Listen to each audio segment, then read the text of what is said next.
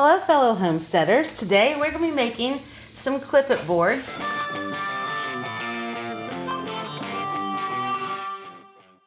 You can buy these from school supply stores.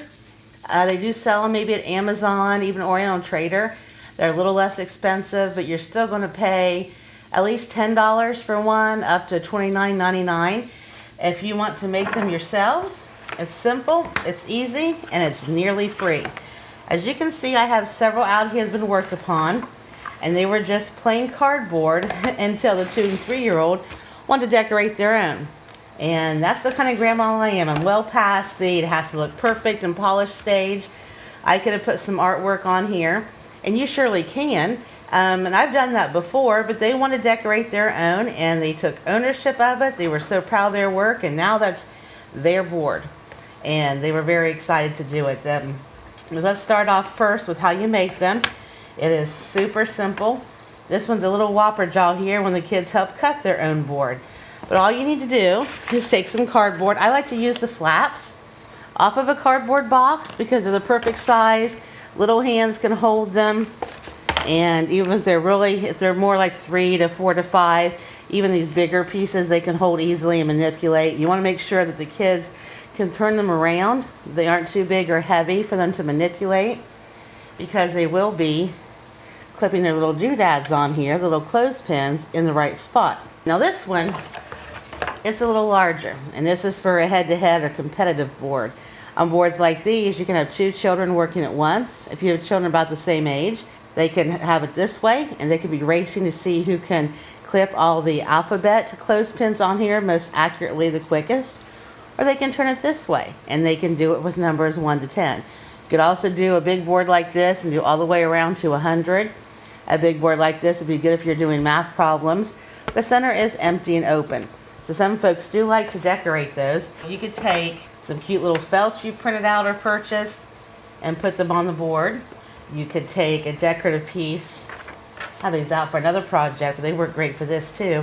A decorative piece of felt, cut it to fit, and hot glue it to your board. And you can use stamps, which I have some up here, and the kids were doing some stamps on theirs. If you're doing an alphabet board, you can do alphabet letters all the way around in a big hodgepodge of different colors, make it look cute. You can do different little stamps. You can do about whatever you want. If you're going to invest time in your boards, want them to last for a long time, whether you keep them plain like this or you do something decorative, I would suggest covering it with clear contact paper. I believe it's not called that anymore. It's called Magic Clear. But you can pick this up at any big box store. I grabbed mine at the Dollar Tree because it works just as well, and it's $1. Another way you can make your boards decorative before you put your letters, numbers, symbols, whatever it is that you're going to do with it, or gluing on pictures, you can buy decorative contact paper that looks like this, and it's self-adhesive, but it comes with some kind of a pattern. There are ones that are cutesy ones for kids, besides the plain, shelf liner type. You can also get wrapping paper from a discount store, something that's bold and vibrant and fun, or just a single color or a kid's pattern, and wrap your board up, no matter which size you're using. You can wrap them up like they're a gift, and then definitely cover it with clear contact paper because it will tear.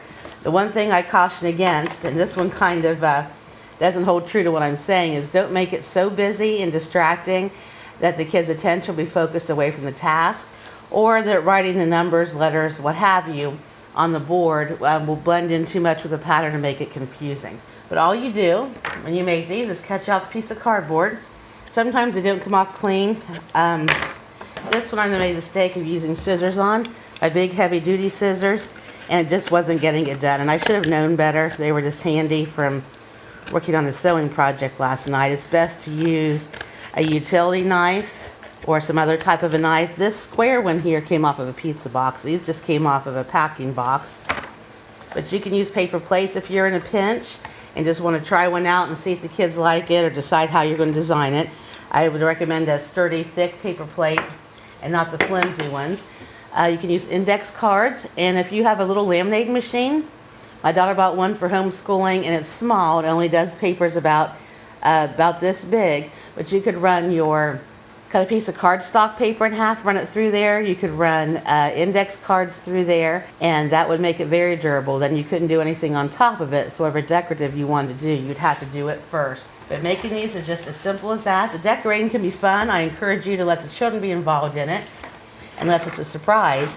And if you're going to be printing off pictures or drawing something bigger, you definitely need something like this, and I would definitely hot glue them on, unless you're going to use the covering over top, which I recommend. If so, hot glue is fine, but it can make ridges in it, and sometimes just call the paper. You can use a glue stick if you're going to be putting clear contact paper on it, and that will hold everything in place.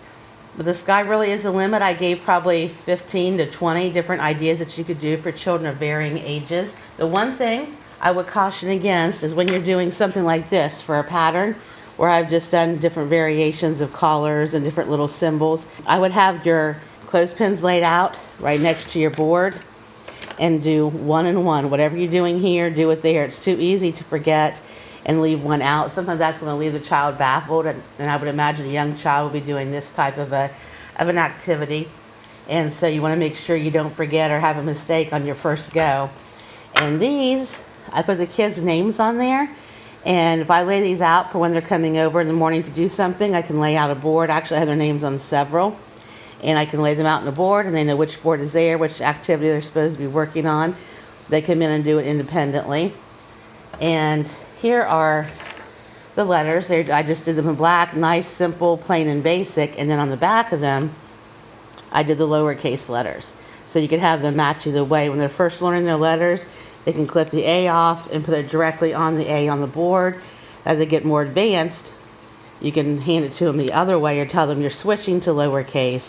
You have to match the lowercase letter to the uppercase letter. You might have a sneaky kid who's going to cheat and flip it around. In that case, buy you some more clothespins. These are not as easy to find anymore as what you'd think. I'm in a rural area where people do still hang their clothes on a line, and they're not as easy to find at a store. You have a lot of plastic ones, and you have the pegs where they kind of look like this and they slide in, the kinds you can make dolls out of.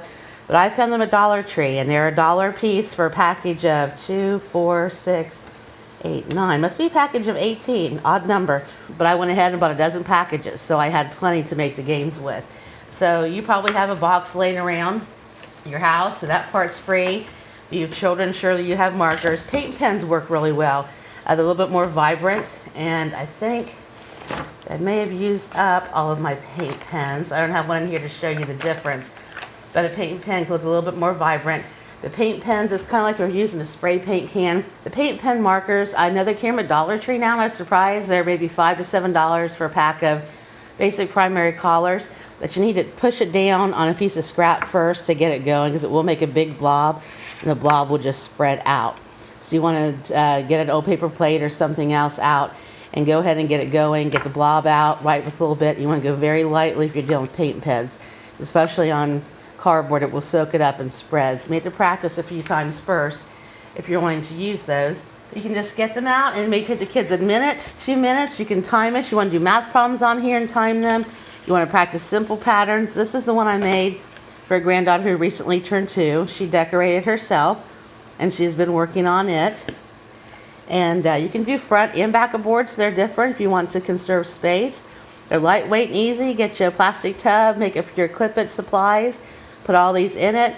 Get a few little smaller plastic tubs to put all of your clothespins in. The clothespins are the only part that can be problematic. They do tend to break sometimes with younger kids or kids that want to go and play with them and do different things while you're at the table. So I would get a couple extra packs just in case. You may need to replace them periodically. They will probably wear out before your boards do, whether you cover them in clear contact paper or not, just from heavy use and little hands. So you might want to go ahead and have some around just for a quick backup. But when I store these in a little tub with the clip-it boards in a bigger tub, I put them in a little Ziploc baggie, and then I put them in the tub, because just like puzzle pieces or Lego pieces are all going to get smothered around in there, and you're going to be searching for the letter H in a tub full of 75 clothespins. That's all there is to it, folks. It's a simple, quick, easy, nearly free game, and it's great for the kids to work independently on their own. They can do practice. You don't have to sit them at a table doing paper and pencil all the time. As you can see, they're highly portable. They're great to take in the car, though you have to watch to make sure you don't lose the clothespins. If you're going on a drive, you don't want them to have screen time, you give them something like this to work. If you're homeschooling, it's nice, spring, summer, early fall. You can get your tub or just put them in a tote bag and take some of your clipboards outside. Let them work on their clipboards while you're reading a story. They're durable, just don't leave them outside. They get rained on, they'll get ruined. And that's all there is to it. You have some nice educational supplies. I'm guessing you could probably make 24 really cool sets, even if you printed things off the internet to use to go with yours for different pictures and how to use up your printer ink. I imagine you could make 24 sets for the cost of one store-bought set.